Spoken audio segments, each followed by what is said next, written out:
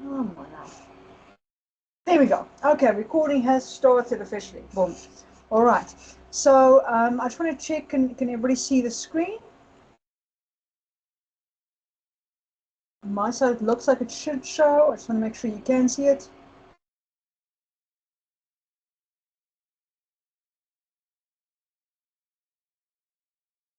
Take that. Yes.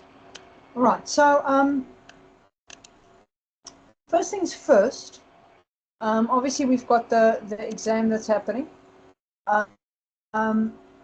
A reminder before I get to that about the ICE tasks that have been uploaded. I think you guys are relatively good in terms of ICE task completion. It looks like it. But in case you have not done the ICE tasks, just a reminder, the cutoff is on the 15th of October. I will send out a reminder on Wednesday, but I had a very, very quick look this morning, and it looked like you guys are pretty much set.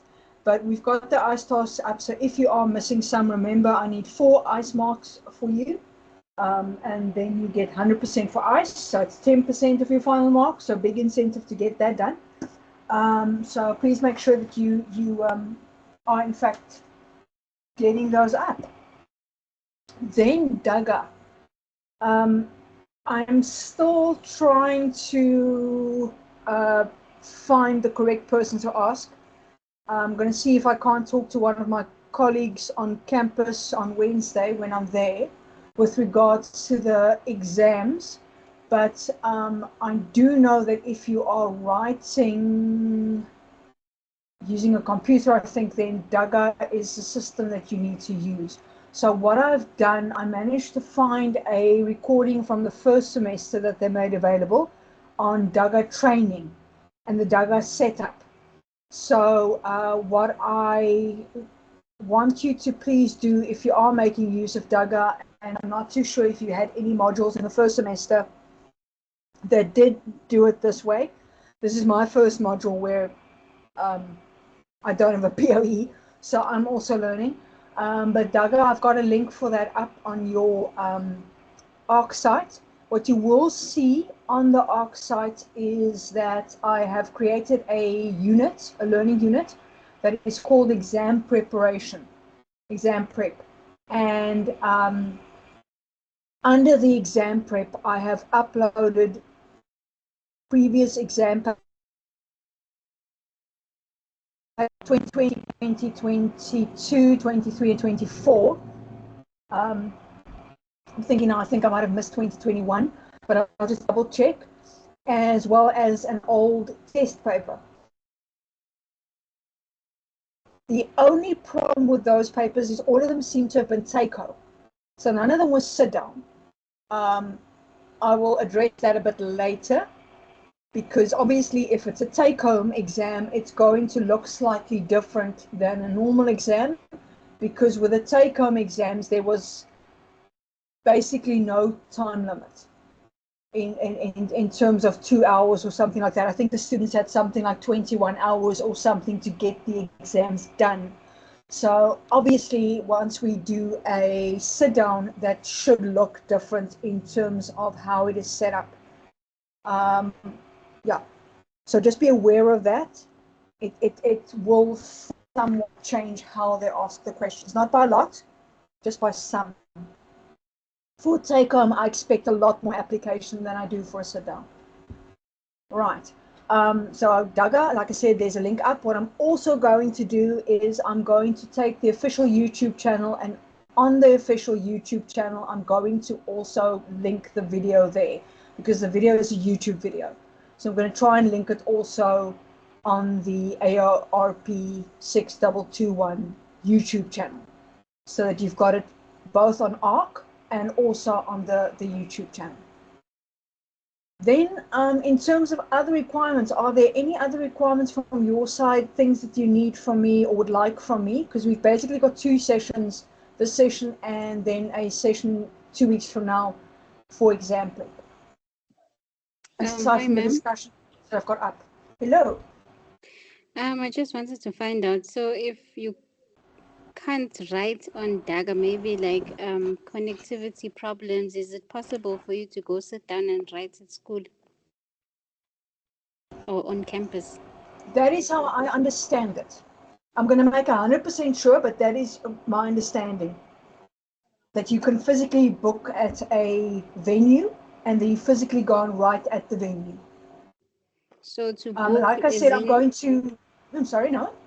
I'm saying when you're saying to book is in, I must maybe call the campus and arrange with them, because every semester I do get an email that's approving my sitting venue, Yeah.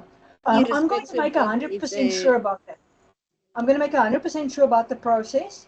Like I said, I'm not too sure if I'm just too quick on the draw in terms of I'm already thinking about this, but that's on my to-do list because Wednesday I go onto campus and there's quite a lot of the lecturers there that are online, and their modules are all sit down, so not like a POE. So they hopefully they'll be able to give me some information or point me in the direction of somebody I can ask about this. But yeah, I'm guessing now they're going to start winding up, and by the mid-month at the latest, give you information about that. Thank you, ma'am. It's kind of, it feels safer for me to just go onto a campus and write there in brutal honesty, because I mean I've seen when things go wrong with the computer, they go wrong. So yeah. Because where I stay, I don't have enough connectivity. Like the network is like up to 1 bar. Yeah, no. Rather, if you can go in, rather go in. It's much less stress, man. You don't want the additional stress from that as well. Writing exams are bad enough. Having to worry about that as well. But I have made a note about that in my diary for my to do list for Wednesday. So I haven't forgotten about that. Like I said, that it's new for me as well. So I just want to make 100% sure before I tell you a bunch of nonsense. And they changed the process from the first semester, But so or you're whatever saying the it case is might be. possible that we can Conversations I've write. had before, it sounds like, yeah. So I'll make check that for you, Cindy, and I'll send out an announcement on it as well. Right? Okay, thank you, ma'am. Cool beans. Anything else you need from me? No. Okay, cool. I'm going to put up a announcement just with discussions if there's anybody else that's got suggestions or things that they want to see. Anything else now? No.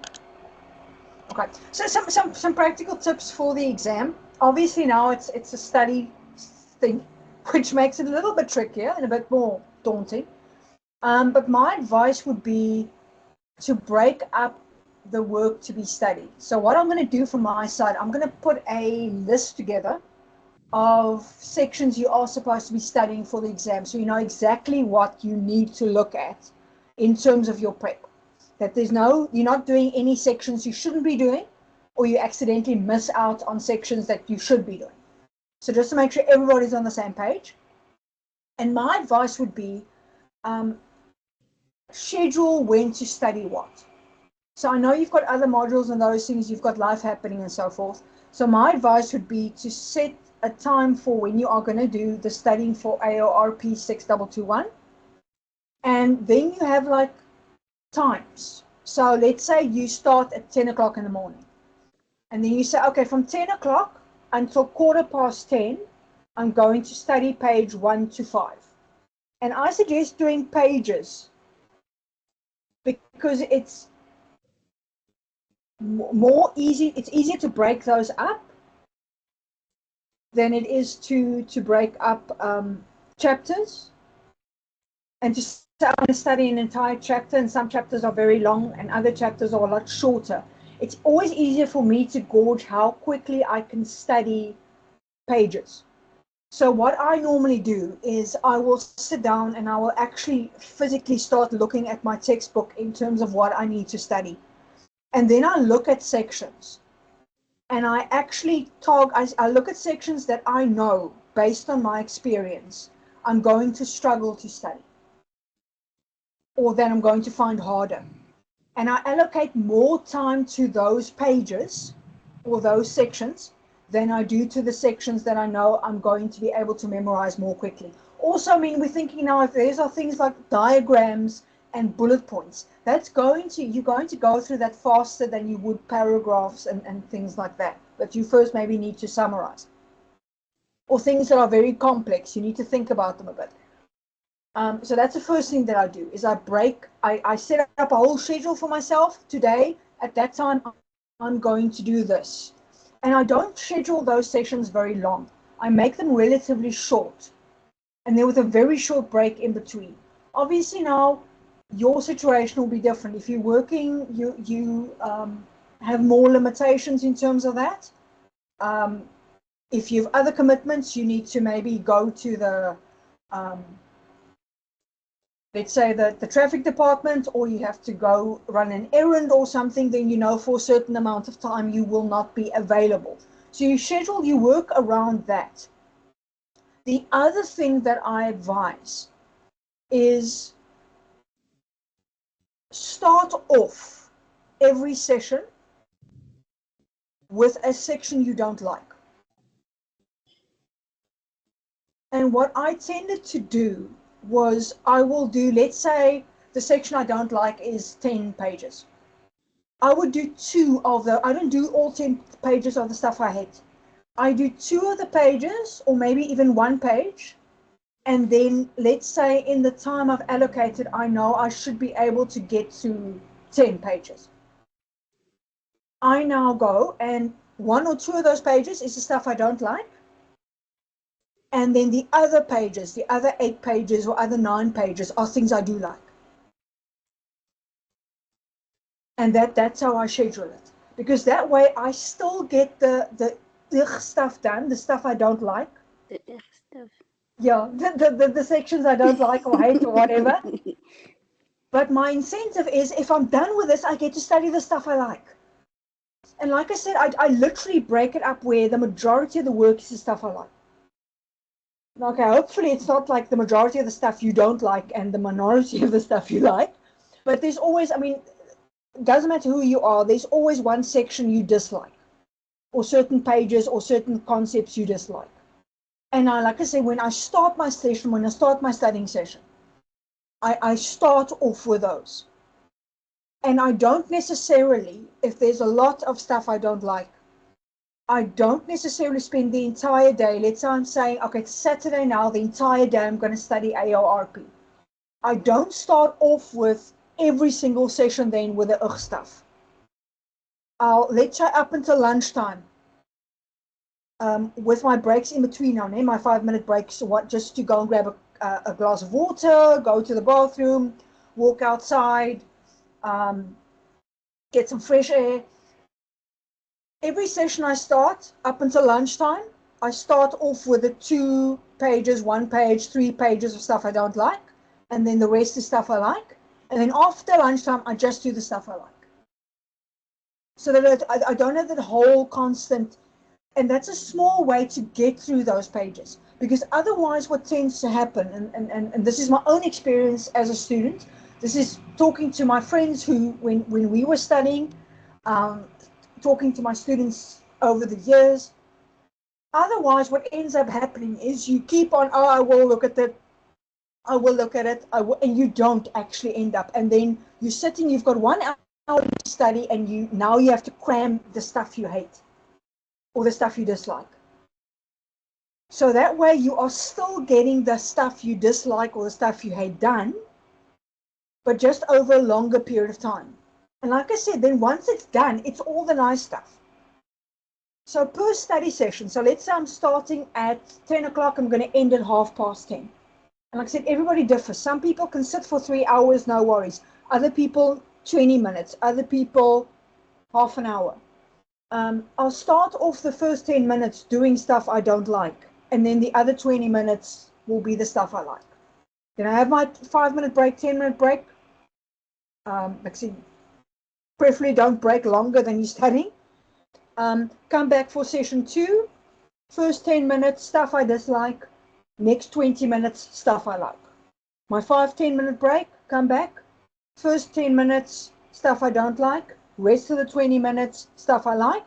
and now it's lunchtime or whatever. Now, okay, just the stuff I like. And that way, like I said, you get the stuff done. As opposed to, yeah, because you end up postponing.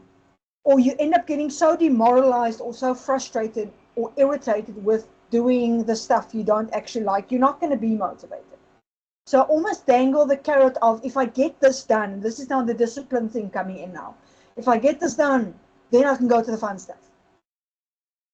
And even, have a bit of a reward for yourself. If after the first session before your like lunch break or whatever, your slightly longer break, have some sort of idea of a reward in your head. Like, okay, I can spend 5 minutes reading a book, or 5 minutes, or half an hour watching a TV show.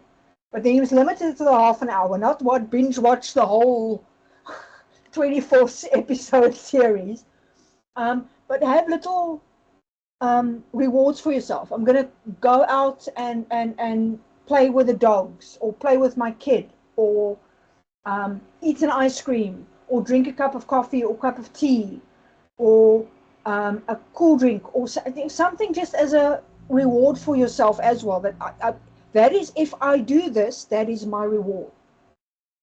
I always had the thing where I would, and like I said, it is a discipline thing, because you can very easily get carried away. I think of, okay, if I get through that stuff for 45 minutes, while I'm quickly having a sandwich or something, I'm going to play a computer game. And then I tell myself I've got a thing that goes off after 45 minutes, and then, okay, fine, that's it, done. Now we carry on studying. So have that some sort of reward for yourself as well for having done it, because that also serves as a motivator to get the stuff done. Right. So schedule when to study. Like I said, break up the work to be studied, and like I said, I work with pages. It's just easier I can very easily see how long it's going to take me to study a page. Then when you are studying, the one thing that's become, like, people will stare at a book or stare at a screen, and that's not actually engaging with the content. So what you want to be doing is have a pen or a pencil in your hand and write as you are studying, even if it's just summarizing the work, because there is a neurological process that takes place the moment that you do that doesn't occur if you are just looking at a book, and especially if you're looking at a screen. It's worse with a screen. They've done a lot of research on this. So if you actually physically take a pen or a pencil and a piece of paper and you start writing stuff down, things start sticking in your brain. You start remembering stuff. I like to read stuff back to myself loudly. That's how I remember it. I mean, it's kind of nice now with your cell phones, because with a cell phone you can actually record it, and then you can listen to it again later, and that's also a way to remember. So active study, not just staring at a book. And then the last piece of advice that I've got, practical tip that I've got, do at least one timed exam. So pick a paper that you are not going to look at beforehand. And then when you've studied, see, can I finish this paper in 2 hours? What I'm seeing, and it should be less of a problem now, but I also know people take notes with a computer, and everything's done on the computer. The moment that you have to start writing at speed for 2 hours, it becomes a problem. Your hand is not used to that anymore. I even see with myself, everything we do is type. The moment that I have to pick up a pen now and write and mark 100 papers or something, I can see my hand. I haven't got that fitness in my hand anymore that I used to have when I was a student.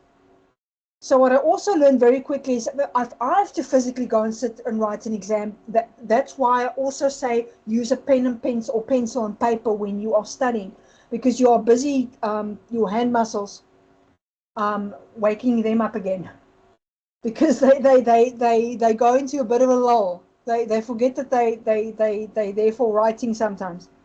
So if you've done that, then, like I said, obviously also in the exam, you're not sitting with 5 minutes into the exam already your hand is completely numb and lame and you can't, and cramping, and you can't write. And now you get stressed because of that, and now the cramping gets worse and all that. So do at least one time the exam to make sure you can actually finish within the allocated time. That's also going to be important. Okay. Right. So here's an example of a previous paper that I've taken. And you can see here that they are specifically talking, this is a theory question. The success or failure of a team is often dependent on how the members of the team interact. With the use of practical examples, explain the 5 stages of the Tuckman-Jensen model of group development for 20 marks. So what I want you to note here is they can ask these questions in a number of ways. They can, and I'm going to assume they will do this to a certain degree, give you a case study, and you must answer questions using examples from the case study and related to theory. So very much similar to what you did in some of your assignments. The other thing they can do is not give you a case study, but ask you to give practical examples. So another important part of your preparation for the exam would be the moment that you see models, such as the Tuckman-Jensen model, think about a practical example or two that you could give of the stages in the model. That you have that prepared beforehand. So when you get into the exam, you're not all of a sudden in a panic, because I mean that's when you sometimes tend to hit a blank. Been there, done that. It's normal. That you don't get into that and start panicking, because once you start panicking, it's game over. So for all of these things, always be able to think about some sort, write down beforehand as part of your prep, a practical example. And I mean, you can even go ahead and, like, if you work through some of these papers, if you not work through this question, this is from an old test paper, by the way. If you work through this, you can say to me, I'm looking at this test paper, just tell me which one it is.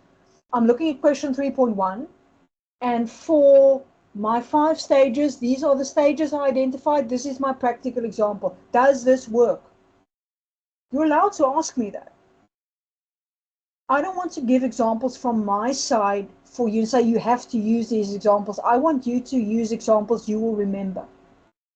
Examples that make sense to you. Because at the end of the day, you're the one that you have to go and sit down and write, not me, in this instance. So in your prep, consider this as well. Right. Now here's another example. This is now where they do give you a case study. Maria, this is from an exam paper. Maria is the CEO of a small technology startup.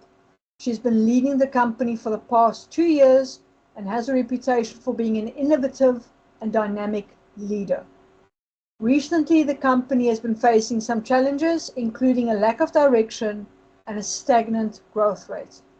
Maria believes that by using a transformational leadership style, she can motivate her team and transform the company's culture to achieve success. So now the first things they tell you to do for 10 marks, define and outline the characteristics of the transformational leadership style. So what they want you to do there is to define what is meant by the transformational leadership style. 1. And then once you've done that, what does it consist of? What does it look like? What are the things you do if you exhibit signs that you are in fact utilizing a transformational leadership style? And then once you get to question 1.2, they tell you, okay, look, we've given you a scenario here. Now based on that, answer the following. Explain how Maria can apply the transformational leadership style to motivate her team and transform the company's culture. So they've given you an overview. Now you need to know about transformational leadership and the transformational leadership style. And you need to have enough knowledge to be able to look at that scenario and say, based on what we've got here, It's a small company. It's a startup company. I've been here for 2 years, or she's been there for 2 years. They are known to be innovative.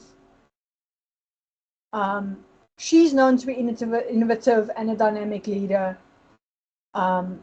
There's no direction at the moment. There's no growth. How can she, based on those things, achieve growth? How can she, based on those things, provide direction? So and you can see there's 20 marks. So it's quite hefty in terms of that. So you will again need to go and look at what makes a transformational leader. And in terms of Maria's situation, how does she achieve that? So you will need to give me the theory. What are the characteristics of a transformative leader? And then apply to the scenario. So the marks come from two sides, the theory and the application. And what, again, here, be careful. What they tend to do sometimes is they penalize you if you just discuss the theory separately and then the application below. So integrate your discussion.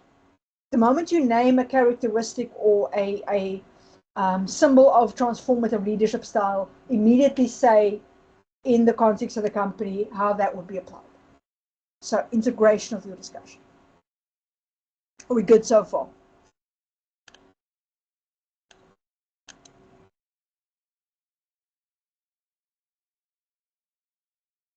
Right, another question. Describe the system model of organizational change and innovation by making application to the points illustrated in the case study presented above. So they've given you a case study. Again, this was a relatively lengthy case study. So what they've done here is for 15 marks, you need to give a detailed description of the system model of organizational change. So you can draw the model if you want to, but you will need to still discuss the different elements and what they entail, what they mean, what they involve. And then for each of those, show. Okay, so this is the first phase of the systems model, as illustrated by whatever example you have from the case study. I haven't, what I'm actually going to do is for your next session, I'm going to ask you to prepare 2 of the exam papers so we can actually have a discussion in terms of how I want you to answer the questions. Well, not how I want you to answer the questions, what the mark allocation is and how we expect you to answer it, so that you get maximum marks, obviously. So I'm going to then have you prepare it. So I'm not going to ask you to answer this now. Obviously, you also don't have the case study in front of you. But just be aware the next session I'm going to do that so that you guys can also bring questions you may have about how to answer and so forth. Now, in semester 1, they gave an exam brief for this module. I'm fairly certain we're going to get something similar for the second semester, or they're just going to change the gray block at the top there and say semester 2 exam brief. But you can see there that this was under student material. I had a look at term 2. I've not seen anything under term 2 yet. I will keep an eye on it. I'm also going to, like I said, send a query. If I don't see anything by the end of the week, I'm just going to ask, I'm guessing we can expect something, or can we just use this? But I mean, I think this also gives a fairly good idea of what to expect for the exam. So types of exam questions, they say here. The module itself, we're looking to introduce you guys to interconnected and interrelated factors contributing to effective functioning of organizations. And the effective functioning of organizations here is done from a perspective based on human behavior, so how people act. As such, you can expect many application questions. Please also note that there are questions that will require you to explain, discuss, or describe theory content. Make sure you study all required chapters and sections of your prescribed textbook. Answer all active learning questions. So that's the stuff you've got on ARC. Another thing that I didn't mention this in preparation, but something that can guide you Usually the person setting the exam is the same person, or the person is somehow somewhat involved in the ARC content, or can be. So have a look at the questions they've got there. And remember, it's not for marks or anything like that, but it's a very good idea for you to gauge whether or not you can answer the questions, and also to prepare you in terms of how they could possibly ask the questions. So go and have a look at the activities on Learn. You've got those under every learning unit. They've got activities. Every effort will be made to ensure that the basic structure of all versions of this assessment will be the same. However, there may be some variations in mark allocation and/or types of questions across the examinable learning units. Right. So that was the disclaimer. Now let's look at what else they give you. So the types of questions. Now remember, this is a 2-hour paper, né? So the types of questions you can expect for this assessment are covered in that table. And as I said, this is from term 1, so semester 1. I don't know why they call it terms. It's driving me around the bend because it should be semester, but from the first semester. And I'm assuming, like I said, that we've got one coming for the semester 2. As soon as it's there, I will let you know. Like I said, I'm also going to start, if I don't see anything by the end of the week, I'm going to pressure them, or not pressure them. I'm going to ask as the powers that be, can we expect something? If so, when? Otherwise, can I keep using this as the basic guideline? Okay. So you can see there, learning units colored 3 to 5, and all the learn content. So there's our selected response questions. It doesn't look like they've got that in there. So it doesn't look like the multiple choice matching columns true false with justification. Doesn't look like they've got that because of the X next to it. Then in terms of the short questions, they do say there will be short theory-based definitions, comparisons, and/or descriptions. So if you work through the older papers, you'll see there are a couple of papers where they had multiple choice. So I'm thinking that that's why they specifically say we're not going to have those in there. There were some of the selected response questions, multiple choice, matching column questions, true, false, in previous papers. And we're going to get to that part, but later on in the brief, they actually say that you can work through all the old papers, it'll still be relevant. So even though the textbook has been updated, it's a new version we're using, the questions themselves don't differ much. So you can effectively, it's not like some modules where the textbook is completely changed and all of a sudden certain old exam papers, it doesn't work, we don't ask that anymore. I had that for labor law, where they changed the textbook and certain sections completely fell away. So if you work through old exam papers, you had to say to students, do not look at on that paper. Don't look at question 1 and don't look at question 4. We don't do that stuff anymore. So here, the old papers, though the multiple choice and matching and true false stuff they do have in some of the old papers, is nice for you to test yourself. It's not going to be repeated in the new paper that you are writing later on. So short questions, short theory-based questions, comparisons and/or descriptions. So we've covered some of those questions in the examples that I showed earlier. And then short to medium length discussion, differentiation and explanation paragraphs requiring the inclusion of theory and practical examples. So again, we've done some of those. We just didn't have a differentiation question. So with differentiation, it's 2 concepts. So we'll ask you, what are the difference between these 2 things? And then you need to give examples from a scenario or your own examples. And when you're doing a question like that, a differential, where they tell you to tell us what the difference is between 2 concepts. What I suggest for your, if they ask you to come up with your own example, see if you can use a similar type of example. So I can see that you actually understand the difference between 2 concepts. So relatively similar example, but indicating that there is a difference between the two concepts, even though they might be closely related, or whatever the case might be. They like to ask this kind of question with items that are closely related to each other, or things that constantly get confused. Or people classify something as something else when actually it's a separate thing.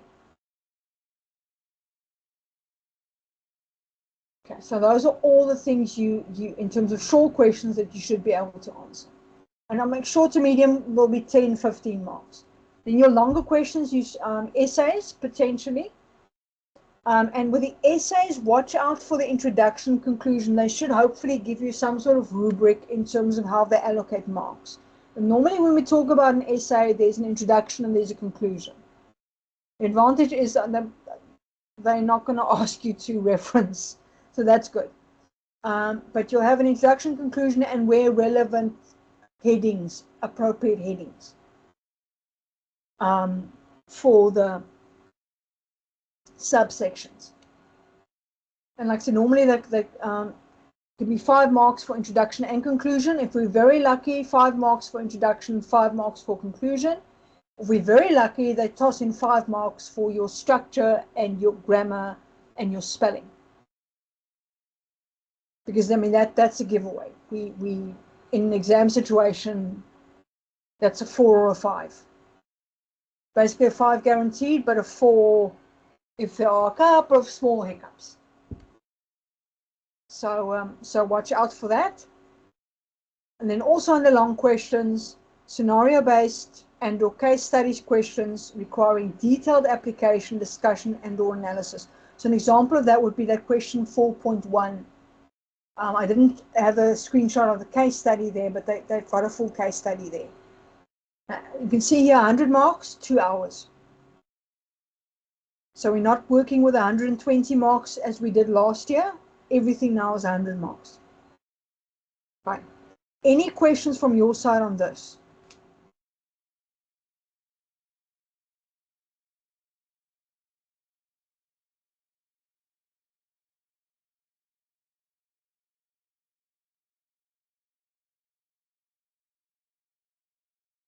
Okay, sounds like you're good.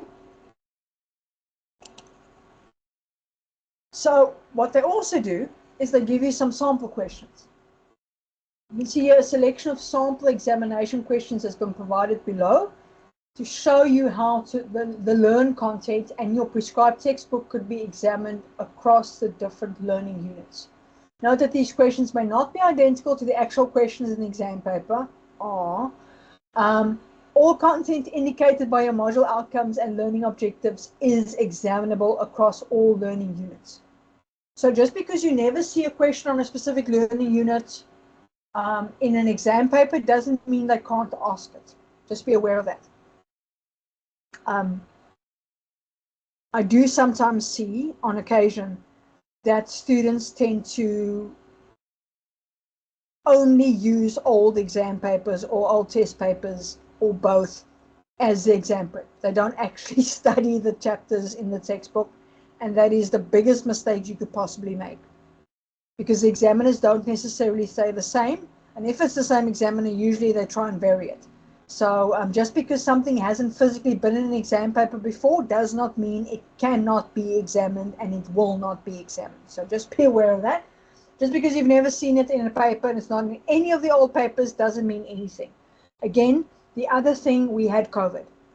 So with COVID, things were done a bit differently because it was take-home exams. You had 23 hours or 21 hours or something to actually finish the entire exam. You had were sitting behind your computer, you could access additional resources, all those things. That changes the way we examine. It should have changed the way we examine. It should have changed the way we set up the papers. I know when I was developing, not for this module, but for another module, the moment that it was take home, the way that I asked the questions were different. It was a bit more intricate, a bit more detailed, because I knew the students were looking at other sources. So I'm not just going to go straight from the textbook. So now, because we're back sitting down, writing the exam, And a lot of the old papers are from the COVID period. The moment that it says take home, it means that you had 21 hours to get the thing done. And it seemed like the majority of the papers up until last year was take home. So the structure of this paper is likely to look a little bit different than it did before, which is probably also why we got this exam brief. So just be aware of it. Okay. Sample question 1. Discuss the political tactics that can be used by employees within an organization. Provide an example of one of the tactics to support your answer. So again, remember what I told you for all the stuff that you're studying. I said with regards to the models and that sort of thing, but the same goes for something like this. Be able to provide your own example. And that's part of your studying. While you're studying, think of, is this an example that I can use? And if you're not sure, again, I'm very publicly, and I mean, I'm going to be posting this video on YouTube so everybody can see it. I'm putting an invitation out there. If you're busy with something in your textbook, or you're busy working through an old exam paper, and you think of your own example, and you want to make sure that that example is valid and will be accepted, by all means, say to me, hey, listen, I was working through this thing. Drop me an email. Or drop me on the discussion board. Send a message. I was working through this. I was looking at political tactics. I was coming up with an example. This is the example that I came up with. Is this valid in this instance? Would you be happy with that? Can I add anything to it? Is it clear enough? Is it not clear enough? Yeah, you are absolutely 100% extremely welcome to do that. So yeah, please do so. Sample question 2. Discuss why this leadership perspective, so this is now based on a case study obviously, is valuable to employees and organizations. Refer to the provided case study to support your answer. So an example here, if we go back a little bit to the scenario of Maria, they talk here about the transformational leadership style. So if they ask that question in this context, the leadership style or the leadership leadership perspective that they're talking about will be transformational leadership. So again, you need to look at your case study and what's being said in it and all that. Okay. And again, refer to the provided case study to support your answer.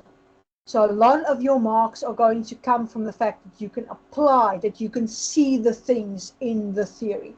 You're studying, and this is another gauge that you can use to test yourself. Do you know what you need to know? If you start reading through a case study, you should immediately be able to see, okay, this is a case of conflict. This is a case of bias. This is a case of a dictatorship in terms of leadership style. You should be able to identify those things on the spot. That's how you know that you are succeeding in your studies. If you read, and at the end of your textbook, the chapters, they've got questions. You can use those to test yourself. They've got small case studies. As you're reading through it, and you've just finished the chapter, do I see the stuff that they mentioned in the textbook, or the theory that I just did? Now when I get to the case studies they have here, do I see those things here anywhere? And if your answer is no, go back to the theory and go over it again. And then go back to the case study. Okay, now I see it. Now I see it. Okay, okay, I just missed that part there. Whoops, okay. It's okay. I've got it now. I see it. Right. Sample question 3. In an academic essay of no more than 2 pages, there's now your 2 written pages there, discuss the process of organizational change by applying Kurt Levin's 3-stage model of change to the provided scenario. So you're going to have a very short introduction where you say to me, in this essay we'll be looking at Kurt Levin's 3-stage model of change and be applying it to the case study on soft T analytics. And then you start and you've got your headings. You can have Kurt Levin's three-stage model, quick description of what it is, and then your subheadings, the 3 stages. You can have it consists of the following 3 stages, and then you list the 3 stages, and under each stage, obviously give me a definition of what the stage entails, and then some examples as to how that would work. And then in conclusion, as can be seen, there are different stages involved in Kurt Levin's model. All of these stages aim to achieve this. And if done successfully, this is the outcome we expect. And you don't have to have a very long introduction. You don't have to have a very long conclusion. Again, this is in an exam setting. I consider that when I'm marking. I'm not going to be super pedantic about the things that I would be super pedantic on when you are handing me in an assignment. Because obviously you do not have additional resources to fall back on. You're going on your memory alone. You are under a stressful, time-bound guillotine, if I can put it that way, very dramatic. So you're sitting in a stressful situation, a constraint environment. And like I said, I consider that when I'm marking. I can't not consider that. That would be unfair to you guys in terms of how I approach it. And then some additional guidance they give you. Once you believe you've studied sufficiently, test your knowledge, comprehension, and application skills by working through past AORP6221 exam papers. You can find relevant papers from 2023 and 2024 on the IE Library website eShelf, available at that link. I've been able to get older papers. So like I said, I think I posted a 2021 and that might be the one I'm missing. Can't remember now, I'll check. But I'm fairly certain I've got a 2020, a 2021, and a 2022 paper there too. Either or, I'll just make sure I've got those covered. But there are older papers too you can have a look at. Past take-home exam papers are still relevant and will add value to your preparation for unseen exams. And then we wish you luck with the preparation for this exam. Trust you will find it interesting, challenging, and fair. So yeah. Okay. So as I said, for this specific session, I didn't ask you to prepare anything. For the next one, I am going to do that, just so that, like I said, you've got something you can bounce back at me and say, listen, what do I do here? How do I do this? I'm not sure. What's going on? What's happening? What I'm also going to do is I'm going to create a little forum where you guys can tell me what specific sections you are concerned about, and I can then make additional resources available on those chapters for you guys, or those sections, or whatever it might be. But whatever I can do to help you, please feel free to ask, mention. That is why I'm here.